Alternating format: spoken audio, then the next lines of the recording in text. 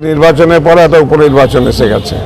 এই উপনির্বাচনটা হয়েছেই বিজেপি নামক দলটার জন্যে। এই বিজেপি নক্কারজনক ঘটনা ঘটিয়েছে, মানুষের রায় প্রতি বিশ্বাস থাকে না, তাই মিথ্যাচার করে হাইকোর্টের মাধ্যমে আজকে ডেকেছিল। সাধন পাণ্ডে প্রয়াত হয়েছেন, তাকে আমাদের সম্মান জানাই। তারই সহধর্মিনী সুপ্তি পাণ্ডে আজকে প্রার্থী। আমাদের মমতা বন্দ্যোপাধ্যায় তাদের মনোনয়ন দিয়েছেন। স্বাভাবিক কারণেই আমরা মানিকতলা কেন্দ্রের প্রত্যেকটি নাগরিকের কাছে অনুরোধ থাকবে সাধন পাণ্ডের অসমাপ্ত কাজ সমাপ্ত করতে এবং আরও নিবিড় সম্পর্ক মানিকতলাবাসীর সাথে, মানিকতলা অধিবাসীর সাথে যাতে সম্পর্ক তৈরি করতে পারে শক্তি পাণ্ডে, তার জন্য আশীর্বাদ সমর্থন তাদের কাছে কামনা করছি। আজকে রক্তদান শিবির যেটা হচ্ছে, সবচেয়ে বেশি কৃতজ্ঞতা অভিনন্দন জ্ঞাপন করি উদ্যোক্তাদের। কেন এখন প্রত্যেকটি ব্লাড ব্যাংকে রক্তের অভাব। নির্বাচন উত্তর এমন ব্লাড ব্যাংকে রক্তের অভাব দেখা দিয়েছে যে মানুষ যদি রক্ত দান না করে তবে রক্ত পাওয়া যাচ্ছে না। মমতা বন্দ্যোপাধ্যায় অনুরোধ করেছেন প্রত্যেকটি যুব সমাজকে যে যেখানে পারো রক্তদান করো। আজকে এখানে Kakurgachi sports and culture association আয়োজন করেছে, তাদেরকে অভিনন্দন জানাই।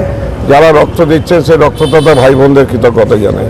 ঠিক এই সময়ে সবাইকেই অনুরোধ করব যে যেখানে পারুন এগিয়ে আসুন, রক্তদান করুন, মুমূর্ষু রোগীদের পাশে দাঁড়ান। কারণ মানুষ মানুষের জন্যে আবার প্রমাণ করতে হবে। যেহেতু 2.5 মাস ধরে একটা নির্বাচন গেছে, ভারতবর্ষের ইতিহাসে এর আগে কোনোদিন হয়নি। অর্থাৎ মোহাম্মদ বিনতুল্লাহকে দেশ চলে যাচ্ছে।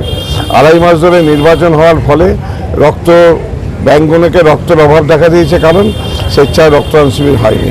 আর স্বেচ্ছায় রক্তদান শিবির আমাদের মতো যারা তৃণমূল কংগ্রেস করে তারা যেমন করেন, বিভিন্ন ক্লাব সংগঠনও করে থাকে, কিন্তু আমাদের পার্টিসিপেন্ট অনেক বেশি থাকে। ক্লাব সংগঠনরাও তাদের মধ্যে রাজনৈতিকভাবে ইনভলভ হয়ে গিয়ে আজকে কিন্তু রক্তের অভাবটা দেখা দিয়েছে। তাই এই রক্তের অভাবটা দূর করতে গেলে গরম, বর্ষা, শীত দেখলে হবে না। রক্ত কখনো বলে লাগবে না কখন লাগবে আর কখন লাগবে না। তাই সবাইকে এগিয়ে আসতে হবে। যারা রক্ত দিতে সক্ষম তারাই এগিয়ে আসুক, রক্তদান করুক, মানুষের পাশে দাঁড়ান। হাই ভোল্টেজ না, রেগুলার কাজকর্ম করলে কিছুই হাই ভোল্টেজ থাকে না। তুমি তো দেখতে পাচ্ছ, নিজে তো দেখলে এগুলো সব চেনা জায়গা। এরা নিজেরাই আমি বলার আগে আমার বক্তব্য পেশ করছে, এরা এত খুশি।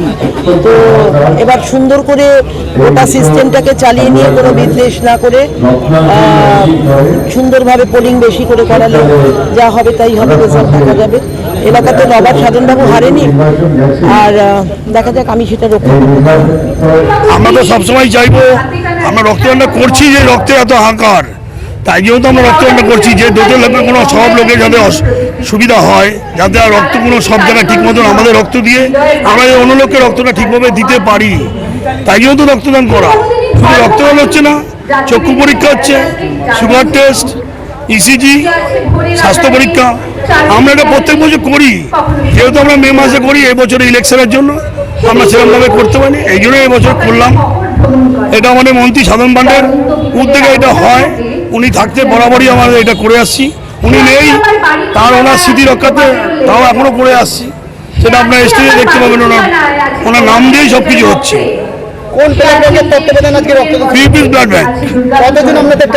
আমাদের টার্গেট তো 80 জন, এখন পর্যন্ত 30 জন হয়ে গেছে। আমাদের আরো হবে, একটু গরমটা কমলেই হবে। ওটা মানে লোককে ভাত্তা দিচ্ছি। সংস্কৃতটা আমাদের সমাজের মধ্যে একটা দিয়ে মুখ্যমন্ত্রী মহোদয়জি চেতনা তৈরি দিল। মুখ্যমন্ত্রী মহোদয়জি এই চেতনার মধ্যে দিয়ে আমাদের সবাইকে বলছেন, তাই জন্য আমরা একটা সাংস্কৃতিক অনুষ্ঠান করছি, যাতে এইটার মধ্যে বার্তাটা সবার কাছে পৌঁছিয়ে যায়। এই মুহূর্তে উপস্থিত হয়েছেন বজবজের বিধায়ক সম্মানীয় শ্রী অশোক দেব মহাশয় এবং আমাদের ভাইস প্রেসিডেন্ট অনিন্দ্র সেনগুপ্ত। আরও এরপরে নেক্সট আরও আমাদের 2-3টে কর্মসূচি আছে। যেহেতু আমাদের এখানে মানিকতলা বিধানসভার ক্যান্ডিডেট শক্তি পাণ্ডে, ওনার সাধন পাণ্ডের স্ত্রী ওনার দাঁড়িয়েছেন এখানে, যেহেতু 10 তারিখ তার ইলেকশন, সেই জন্য আমরা এইটুকু এখন ইলেকশনের মধ্যে রয়েছি। আমাদের এরপরে জগৎ পুজোর সময় তো আমাদের আছে হুইল চেয়ার দেবো, স্বাস্থ্য পরীক্ষা আবার হবে এবং কম্বল বিতরণ দেবো, শাড়ি বিতরণ করবো, মশারি দেবো। এটা আমাদের জগৎ পুজোর সময় করি। আরো বেশি করে যাতে রক্তদান হয় সবাই করে, তাহলে এই অসহায় মানুষদের উপকারটা হবে। আমরা মানুষের কাছে এটাই বার্তা দিতে বলবো, যত কষ্ট হোক, যতই অসুবিধা হোক, সমস্ত সাধারণ মানুষ আপনারা এগিয়ে আসুন। এই দুর্বিষহ অবস্থা, চরম বিপর্যয় চলছে, রক্তের সংকট চলছে। এই সংকটকে মোকাবিলা করার জন্য রাজ্য সরকার যেভাবে চেষ্টা করছে, তার পাশাপাশি আমাদের ক্লাবগুলোকে সবাইকে বলবো আপনারা এগিয়ে আসুন এবং রক্তদান করুন। সন্তানদের এটাই বলতে চাই, তোমরা মানুষের মতো মানুষ হও, সামাজিক কর্তব্য পালন করো এবং সমাজে মাথা উঁচু করে দাঁড়াও, যাতে আগামী দিনে যা মানুষ জন্মগ্রহণ করেছেন, যারা বড় হচ্ছে, তোমাদের দেখে যেন তারাও শিক্ষা পায়, তারা সেইভাবে তারা মানুষ হতে পারে। দীপক দত্ত রায়।